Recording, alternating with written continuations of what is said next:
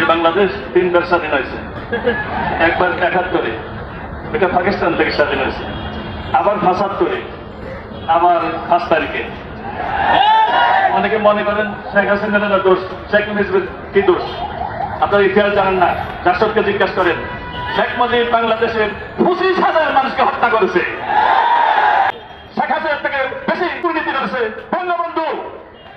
এ ভারতের 1 নম্বর দালাল, 2 নম্বর হাসিনা। এখন ভারতের মাথা খারাপ হয়ে গেছে। আমরা বাঘের জাতি, আমরা শুয়ে আছি না ঘুমে আছি? আমাদের মাথায় তারা ডিল মারে, পরীক্ষা করতে চায়। আমরা জাগ্রত আছি, আমরা ঘুমন্ত নয়। ফিলিস্তিনে আমাদেরকে দেখো, আফগানিস্তানে আমাদেরকে দেখো, 5 তারিখে আমাদেরকে দেখেছ। এ ভারতকে বলে দিচ্ছি, বাংলার মুসলমান নয়, সারা পৃথিবীর মুসলমান জাগ্রত। আমরা বাঘের জাতি। মনে করছো কন্দল লাগায় বাংলাদেশ আবার দখল নিবা, তোমার বান্ধবীকে আবার বাংলাদেশে পাঠিয়ে দিবা, সম্ভব হবে না। এই 100 বছর ভারত আমরা মুসলমান শাসন করেছি, এই ভারতকে আমরা মুসলমানরা শাসন করবো। আমাদের দখল চিন্তাভাবনা করিও না, আমরা দিল্লি দখল করবো, দিল্লি শাসন করবো।